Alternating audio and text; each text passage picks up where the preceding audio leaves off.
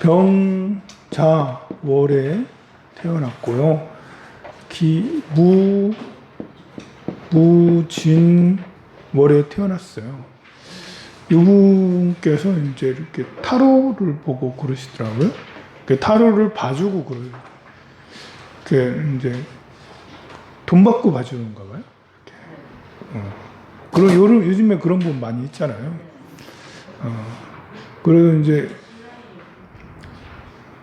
누가 그런다고? 이렇게 타로를 공부한다든지 주역을 공부한다든지 뭐 명리를 공부하는 동양 철학을 공부하는 걸 뭐 되게 좋아요. 왜냐하면 세상의 원리를 잘 표현한 글자들이기 때문에 학문이기 때문에 공부하는 건 좋아요. 이분이 잘할 수 있나 이제 한번 생각을 해보자고요. 이런 누군가가 이제 대화를 할 수 있고 내 생각 누군가 말을 들을 수 있고 내 말을 전할 수 있고 그런 것은 인성이 있어야 돼요. 인성이라고 해서 이거는 사고 생각이거든요. 생각의 크기를 나타내는 글자가 있어요. 보면 이제 인성이 어느 정도 있어야지 내 말을 해도 들어준다는 말이고 또 공부를 한다는 이게 명리라는 게 학문을 하는 거잖아요. 많이 쌓고 큰 학문이라서 생각이 깊이가 정말 깊어야 되고 추상적인 개념, 음양오행을 이해하고 십성들을 이해를 해야 되거든요. 주역들을 이해를 해야 된다고. 그러니까 생각의 크기가 커야 돼요. 일단은. 그리고 생각을 전해주면 그걸 말하는 기능도 있어야지. 내가 혼자만 생각하면 안 되니까 식상이라는 것이 있어야 돼. 이것은 재능을 말하는 거예요. 재능이 있어야지 내가 생각한 걸 말할 수가 있거든요. 들어줄 사람이 있고 생각할 수가 있고 말할 수가 있어. 그러면 이제 어느 정도 될 수 있는데요.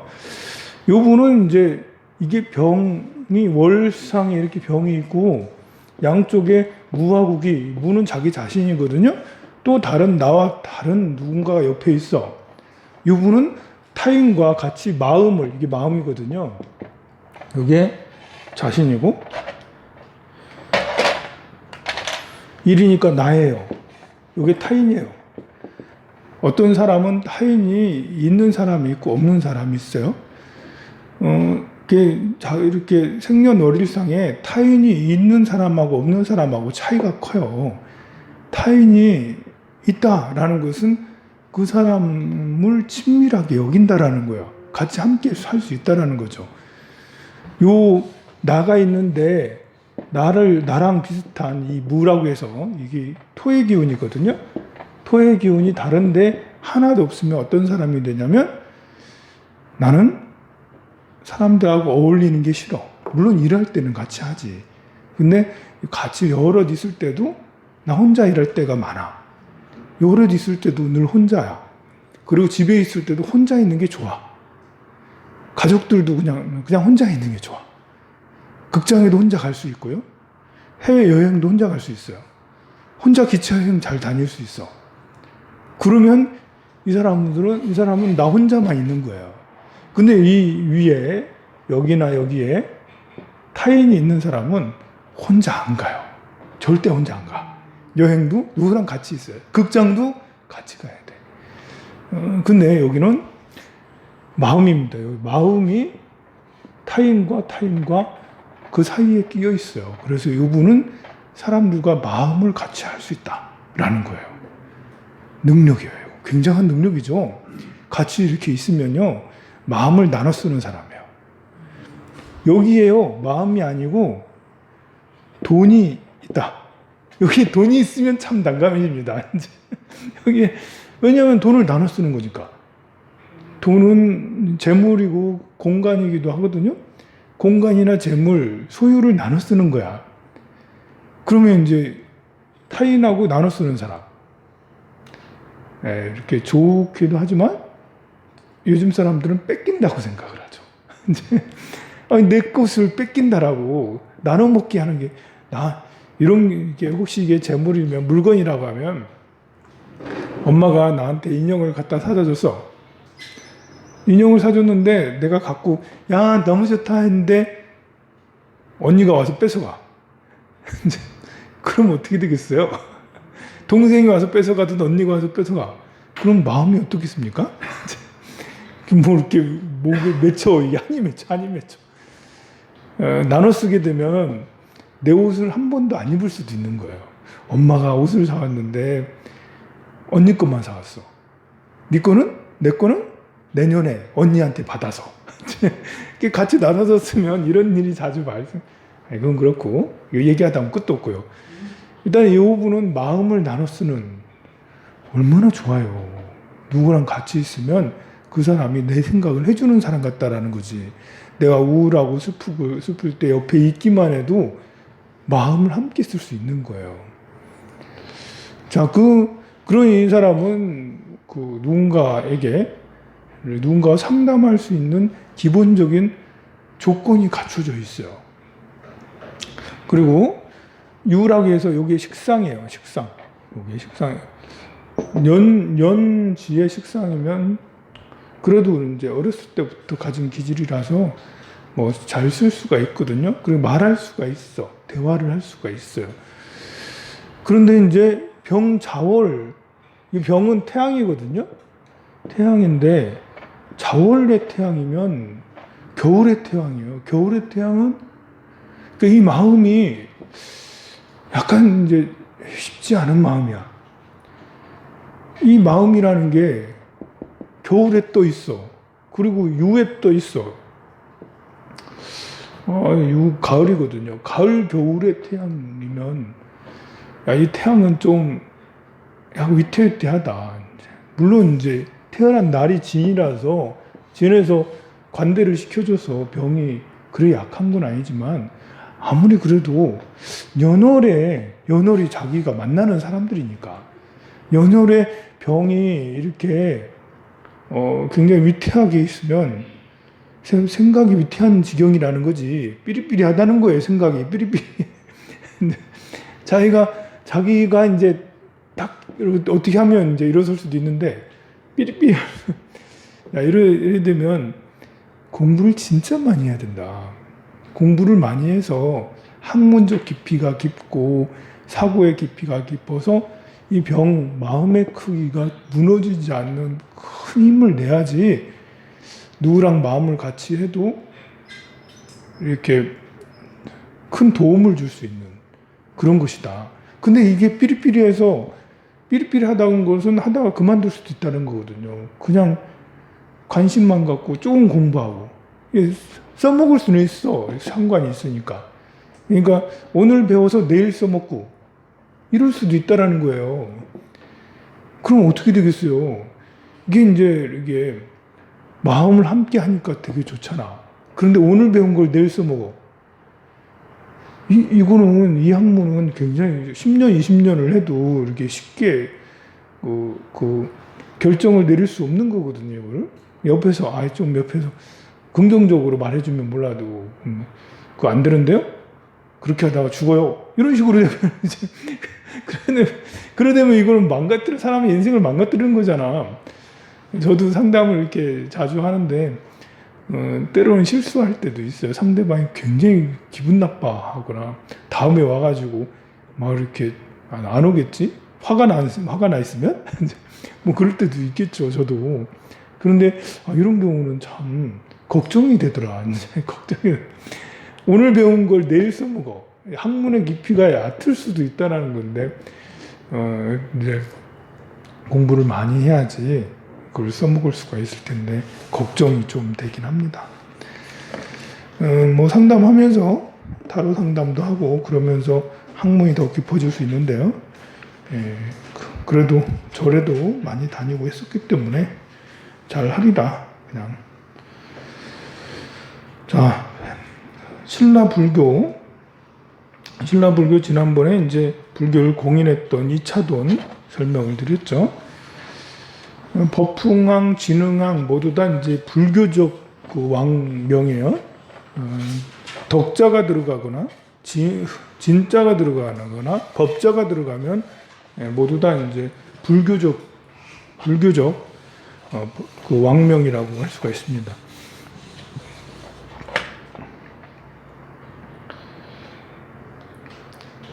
이 진흥왕 시절에 황룡사를 566년에 준공을 하게 되는데요. 이렇게 신라에게 황룡사를 준공했다는 것은 527년에 불교 공인을 했어요. 그리고 566년에 이제 39년이죠. 40년 만에 황룡사를 창건을 준공을 했어요. 황룡사 규모가 커요. 이제 구축 목탑은 그 이후에 643년, 한 80년 지나서 목탑이 생기는 거고요. 목탑 생기기 전에 황룡사를 먼저 만들었어요. 자, 이 진흥왕 시절에 황룡사를 법흥왕에 이제 그 불교가 공인이 되고요. 법흥왕 다음이 진흥왕이에요. 불교가 공인이 되면서 불교가 급속도로 이렇게 신라에 자리 잡게 됩니다. 이 차돈에 어떤 큰 공이라고 할 수가 있겠죠. 보통 그 이전에 있던 종교 무속인데요. 청정림을 장악하고 있었던 신라의 어떤 기득권 세력이었던 그 세력들이 불교의 위실력을, 불교의 위대함을 이렇게 불교를 보고는 겁을 낸 거죠. 이차돈이 하얀 피가 쭉 나오고 머리가 백률수까지 막 날아가고 그걸 보고는 벌벌벌 떨고는 불교의 힘이 되게 세구나 해서 불교를 급격하게 받아들였고 그 불교의 불사들을 했는데요. 불교가 이제 신라에 어떤 영향을 줬냐? 왕권 강화를 시켰다. 이제 법흥왕도 진흥왕도 불사를 쫙 해나갑니다. 진흥왕은 이제 영토 확장도 하죠. 영토 확장을 하면서 왕권을 같이 강화를 시키게 됩니다. 불교를 통해서. 불교의 교리는 부처님의 커다란 위실력, 일불승 이런 것이 있기 때문에 이렇게 정치인들이 왕권 강화를 위해서 불교를 많이 믿고 막 그랬습니다. 이 진흥왕은 화랑제도를 창시를 하게 되는데요. 이제 그 화랑하면 또 이제 스님이 생각나죠. 원광법사가 같이 이 화랑이 이제 젊은 군대인데요. 군대인데 그냥 군대가 아니라 이 군대는 가치관, 사상으로 무장된 사상군인이라 할 수가 있겠죠. 사상군인. 진흥왕이 교육을 시켰죠. 화랑들을. 그 교육 이념들은 크게 어떻게 전해온지 모르겠지만 원광법사의 세속오개를 통해서 엿볼 수가 있겠죠. 자, 우리도 이렇게 어렸을 때부터 우리는 민족 중흥의 역사적 사명을 띠고 이 땅에 태어났다 이러면서 이제 이거 국민의례 이런 것들을 다 배우고 이렇게 외우고 막 그랬어요. 자, 이것을 외운다라는 것은 민족의식을 갖게 하고 나라에 충성하게 하는 이런 자기도 모르게 그런 것이 막 해서 총 들고 나가면 그래 나라를 지켜야지 이것이 저절로 막 되고 그래요. 우리도 그런 사상들을 막 배웠다고요. 저는 그런 걸 이렇게 외우고 하는 것은 나쁘지 않다고 생각해요. 그래서 지금 어린 아이들도 국민의례나 이런 것들을 다 외우고 하는 것은 나라에 이런 것들은 필요한 거라고 생각하기 때문에. 그런데 화랑들도 그런 교육을 많이 시켰다라는 거죠. 귀족 자제들을 모아가지고 원광법사가 스승이 되어서 했는데요. 원광법사의 세속오개를 한번 살펴볼까요? 그 다음 페이지에 보면 나와요. 사군이충, 사친, 이효, 교우, 이신, 임전, 무퇴, 그 다음에 살생, 유택 이렇게 나오죠. 자, 이걸 보면 스님이 만든 계율 같지가 않아요. 원광법사는 큰 스승이세요. 원광법사는 중국에까지 유학을 가가지고, 그때는 중국이 아니고 뭐 이렇게 진나라, 수나라, 뭐 이렇게 남북조 시대에 중국에 가서 이렇게 그 유학을 한 10년 정도 유학을 하고 왔거든요. 그러니까 유학하고 오니까 이제 이렇게 그 여기도 보면 이 121페이지에 보면 각덕 스님, 명관 스님 이런 스님들은 유학 가가지고 가서 배워와요. 이렇게 당시에 신라 진흥왕 시절에 또 그 앞전의 시절에 다른 나라에 가가지고 이렇게 중국에 가서 유학하고 오는 사람들이 누가 가서 유학을 하고 왔을까? 귀족의 자제들이 학문을 배우러 그 중국에 가서 유학하고 왔을까? 별로 그렇게 생각지 않아요. 물론 뭐 고려시대 무슨 안양이라는 사람이 중국에 가서 이렇게 뭐 성리학을 배우고 뭐 이랬다가 하긴 하지만, 그 신라시대에는 유학을 배우러 거기까지 가가지고 공부해온 사람은 못 들어봤지 않아요? 근데 스님들은 안 그래. 스님들은 원효 의상 스님도 다음 시간에 나올 텐데요. 원효 의상 스님도 사실 원효 스님도 유학 가다가 해골물 마시고 유학하지 말아야겠구나 이랬잖아요.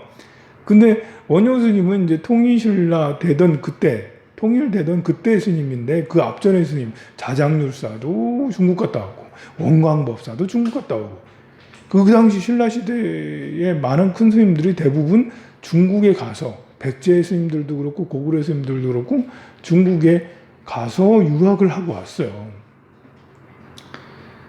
그 스님들은 아주 그대로부터 한 곳에 오래 살지 말고 계속 이동하면서 이제 이렇게 행각이라고 그러죠. 구도 행각, 도를 진리를 찾아서 스승을 찾아서 계속 다른 데로 이동하고 스승이 있다라면 인도까지 가가지고 우리 왕오천 축전에서 해초 스님도 중국까지 가가지고 우리나라에서 스님들 중에 중국까지 간 스님이 여러 스님들이 있어요. 이 중국인들도 역시 마찬가지로 인도까지 가가지고 이제 이렇게 구법을 하는데요. 우리나라에서는 중국에까지 가가지고 구법한 스님들이 의외로 굉장히 많습니다. 중국에 가서 유명해진 스님들도 많아요. 승랑 스님이라든지 원축 스님이라든지 이런 스님들은 중국에 가서도 어마어마한 대단한 큰 스님이 되셨거든요. 그런데 가서 공부하고 돌아온 스님, 자장률사도 중국을 뭐 선진 문물이라고 해서 더 낫다라고 할 수는 없지만 그래도 거기에서 보고 듣고 배운 이런 것들이 훨씬 많다고요. 가서 와가지고 나라의 건의를 하고 이렇게 불교적 이런 행사들을 이렇게 뭐랄까요? 국제적인 이런 것들을 만들고 그렇게 했죠. 원광법사도 중국에서 많이 수행하고 왔어요. 그래서 불교를 다 알아요. 그러나 원광법사 시절에도 유교는 이미 들어와 있어요. 불교는 527년이라고 또 372년 고구려, 384년 백제 이렇게 공인되는 날짜가 공인되는 연도가 정확하게 있는데 유교는 공인되는 그런 것이 없고 따로 없고 중국이 한나라가 자체가 한나라라는 나라가 기원전 200년부터 기원 후 200년까지 있었거든요. 그래서 400년 동안 중국 전역을 통치한 나라가 거의 유교주의적인 이념으로 한나라를 운영했다고. 그러니까 그 주변의 나라들은 아주 오래전부터 유교적인 사고를 가질 수밖에 없죠. 그러니까 불교는 들어왔지만 불교보다도 더 먼저 유교가 들어와서 유교적 사상이 있었다라는 것이죠. 그러니 원광법사도 불교를 배우기 이전에 벌써 유교를 배우고 불교를 더해서 이제 발심해서 중국에 와서 불교를 배워왔다고 할 수 있습니다. 그리고 당시에 현학이라고 해가지고 현학이라고 해서 유불선 3도에 대해서 통달하려고 노력했던 그런 학문들이 이미 발달되어 있었는데 원광법사는 이 분야에 굉장히 탁월하신 스님이에요. 원광법사는 본래 이렇게 그 중국에 가 유학한 것도 좀 특이해. 원광법사 이렇게 그 일대기를 보면 그 도술 이야기가 참 많이 나와요. 보면 원광법사가 삼기산에 은거에서 수행하겠다고 막 들어가 있는데요. 어느 날 이제 그 산 바로 옆에 다른 이제 스님 누구 한 분 오셔서 띠집을 짓고 수행하러 들어왔어요. 근데 갑자기 꿈에 어떤 이제 노승 같은 분이 딱 나타나셔가지고는 저 옆집에 있는 옆에서 수행하는 그 스님을 쫓아내라 그랬다라는 거예요. 왜 그러세요? 했더니 저 사람은 이 도량을 더럽히는 자다. 그래서 그 말을 듣고는 그 다음날 가가지고 이제 그 도반이라고 옆에 있는 스님한테 스님 다른 데로 가셔야 되겠는데요? 안 가면 안 될 것 같은데요? 했더니 스님 무슨 말을 공부하는 스님이 그런 걸 믿고 그러냐고. 그래가지고 다시 돌아왔거든요. 그래 그날 꿈에 다시 나타나가지고 아유 뭔가 저 옆에 스님 뭐라더라. 아니 제가 조금 이제 약간 설득을 했는데 안 되던데요? 그게 아니라 저놈이 나쁜 놈이다 해서 두고 말았더니 그 다음날 이제 산사태를 내가지고 그 토구를 쓸어버렸어요. 그리고 이제 수행을 또 한참 하고 있는데 그 도인이 다시 나타나가지고 야 여기는 이제 여기서 이 삼계산에서 수행하는 건 굉장히 좋긴 하나 넓은 세상에 나와가지고 배워야지 많은 중생을 제도한다. 너는 가가지고 중국에 가서 불법을 배워라. 그 말을 듣고는 저도 옛날부터 중국에 가서 하고 싶은 그러면 내가 이렇게 하는 방법을 알릴 테니까 이렇게 가서 이렇게 하면 된다. 그 말을 듣고는 이제 알겠습니다 하고 중국을 갔다라는 거예요. 그렇다고요. 그렇게 해서 원광법사가 가가지고 중국에 수행하고 왔어요. 와가지고 다시 또 삼계산에 들어와가지고 절을 짓고 이제 수행하고 다시 또 나타나가지고 그 공부 많이 해서 훌륭하신 스님이 됐다면서 그러면서 자기가 이제 다음 날 자기가 서쪽 하늘 보면 자기를 볼 수 있다. 그래서 이제 스님이 그 말을 듣고는 기대가 되지. 저분이 또 어떤 모습으로 했다. 나중에 이렇게 서쪽 하늘 이렇게 보니까 큰 주먹 같은 구름들이 쭉 일어나가지고 이렇게 있는 거예요. 보고는 야, 저 모양이 내가 지금까지 꿈에서 봤던 그런 건갑다. 이제 그러고 있는데 그 다음날 또 꿈에 나타났어. 이제 나의 모습을 보았느냐 했더니 저렇게 장엄하고 멋진 주먹 모양이 있었다. 이제 나도 이제 인연이 다해서 이제 갈 거다. 어느 산 넘어서 이렇게 보면 내가 다음날 있을 거니까 장사를 잘 치러주라 이렇게 했거든요. 그래가지고 그 약속한 거기에 갔더니 시커먼 여우가 헐떡헐떡하고 그래서 죽고 있는 거예요. 그게 옛날 기록에 나왔다. 원광법사 이야기. 그래서 원광법사가 이제 그 나라의 큰 스승이 돼서 이렇게 하고 있는데 무슨 어떤 두 명의 청년이 와가지고 어떻게 살아야 됩니까? 라면서 이제 그 질문을 하니까 원광법사가 이 세속오계를 이렇게 해야 된다.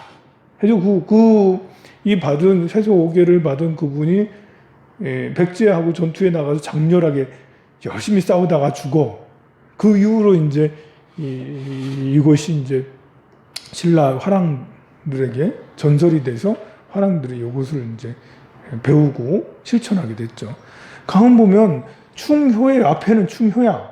사군, 이충, 사친, 이효는 뭐 복잡하니까 한문 같은 거 다 빼고 임금에게 충성하고 그 친부모에게 효도해라 이 말이에요. 충효. 이것은 이제 인간으로서 가져야 될 기본적인 것이겠지만 충은 사실 나라에 충성하는 것은 유교에서 강조하는 거죠. 불교에서는 나라에 충성하는 거 아니에요.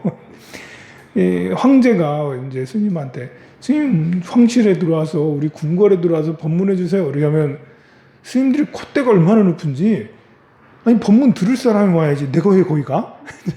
그렇게 했던 게 스님들이에요 보면. 근데 황실에서는 야 저 스님 오만하구나 이렇게 하면서 이렇게 하지 않고 야 저 스님 훌륭하시다 이렇게 또 이제 불심이 있으니까. 근데 일반인이 그렇게 해봐요. 일반인이 그렇게 했다가는 다 죽어나갑니다. 이제 황제가 그냥 황제입니까? 사람이 아니잖아요. 신의 아들이잖아. 그래서 유교는 그런 체계, 봉건 체계를 잘 유지하게 하는데 뭐랄까, 큰 도구라고 해야 되나? 뭐 기독교도 사실 봉건체계 왕들, 황제들의 이런 권위를 유지하는데 기독교도 많이 이용했고 불교도 많이 이용했는데 거기에 딱 적합한 것이 유교죠. 봉건체계를 유지하게 하는데 제일 적합한 유교. 기독교나 이제 불교는 완전 100% 적합한 건 아니에요. 기독교는 유일신을 믿는 거니까 해석을 하면 황제도 유일신을 믿어야지. 그래서 교황이 이제 중세를 장악했던 거고, 불교도 사실 황제보다는 부처님이잖아. 부처님 되고 싶어서 다 그러는 건데. 근데 이런 통치주의로서는 유교만한 게 어딨어요. 임금에게 목을 내놔라. 임금에게 네 목숨을 바쳐라. 그리고 부모에게 네 효를 다해라. 효라는 것도 역시 목숨을 바친다는 말이거든요. 어머니 아버지를 위해서는 아들 딸도. 왜 이제 그 에밀레 종에 대한 이런 이야기 있잖아. 이렇게 어머니 아버지가 노모 할머니 할아버지 부모님을 모시고 있는데 아들을 낳았어. 이 아들이 할머니 할아버지 밥상에 올라가가지고 계속 할머니 할아버지 밥만 축내고, 할머니 할아버지는 이 아이가 귀엽다고, 손주가 귀엽다고 계속 내 밥보다는 얘를 먼저 챙겨주는 거예요. 이 아버지 어머니가, 야, 저 내 아들인데 정말 밉다. 우리 어머니 밥을 뺏어 먹다니. 야, 이건 아무래도 이제 둘이서 가족회의 해가지고, 아들은 다시 낳으면 된다. 아들은 다시 낳으면 되는데, 어머니는 낳을 수가 없잖아. 어머니는 한 분이고, 그러니까, 어머니를 잘 모시기 위해서는 이 아들을 묻어야 된다. 해가지고, 아들을 데리고 가가지고, 땅 파가지고 묻는다고, 땅을 막 파다가, 그래서, 딩딩 해 종소리가 났다라는 거잖아요. 땅속에 묻힌 종을. 그게 삼국유사에 나와요. 여러분들도 다 들었을 거예요. 말도 안 되는, 지금 생각하면, 요즘에는 반대죠, 그죠? 그래, 이제, 충효는 되게 인간적이고 좋은 것 같지만, 너무 강압적으로 효를 강제적으로 하면 이것은 독재가 되는 거죠, 독재가.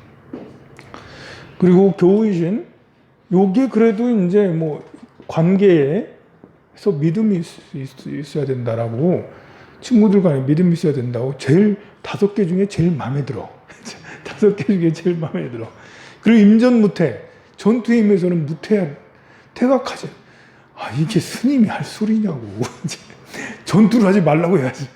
전투를 하지 말라고. 창과 칼을 버려라 라고 이렇게 해야 되는 게 우리 스님이 해야 될 일인데, 전투에 나가서는 죽으란 말이지, 이게. 이거는 왕이 시키는 말이에요, 왕이. 아니, 전투에 나가서는 효율적으로 전투해라. 이기는 전투해라. 이제 이렇게 그 전술을 잘 익혀가지고, 선빈의 있잖아요. 그런 것들을 잘 익혀가지고, 전술을 잘 익혀서 전술에 맞게 이렇게 해서 이기는 전투를 이런 식으로 얘기를 해야지, 무조건 태각하면 안 된다라는 것은, 야, 이건 죽으란 말이잖아요. 이렇게 하면 죽기가 쉬워요. 살생유택, 살인자를 살인. 본래 살생유택은 이제 이렇게 가려서 죽여라, 이제 뭐 사람을 죽이라 이런 건 아니었고요. 동물들을 이렇게 있을 때, 미물들이 이렇게 있을 때 이렇게 어쩔 수 없이 죽이는 건 할 수 없다 이런 건데, 이제 이게 전쟁으로 나가면 나라에 이렇게 화랑도에서 나가면 화랑도가 아침마다 일어나서 이런 거 했을 거 아니에요. 군기를 딱 잡느라고 그렇게 사군이충, 사충형, 교의신, 임전무태, 살생유택 아침 저녁으로 막 복창하고 그랬을 거 아니에요. 이건 군기 꽉 들어가지고 이제 그럼 전투에 나가면 절대 물러나지 않는다. 그러니까 백제하고 싸우면 지지 않았지. 고구려하고 싸워도 지지 않고 막 밀고 나가는 거죠. 완전 전투의 신을 만드는 거죠. 이렇게 사고 체계를 이렇게 세뇌를 시켜서 막 이렇게 하면, 그러면 내 전투력이 2배, 3배 상승할 수도 있거든요. 그러니까 무기가 좀 이제 좋지 않아도 이런 것들로 정신력으로 이렇게 해낼 수가 있는 건데요. 그래서 삼국의 통일을 하는 기틀을 이제 세우게 한 것도 세소고개 같은 것이 있었다라고 할 수가 있습니다. 이제 뭐 이렇게 진흥왕이 이런 기틀들을 잘 만들어 놨고, 그의 왕들도 차곡차곡 이렇게 해서 통일을 해 나가는데, 잘 했다고 할 수가 있어요. 자, 오늘은 여기까지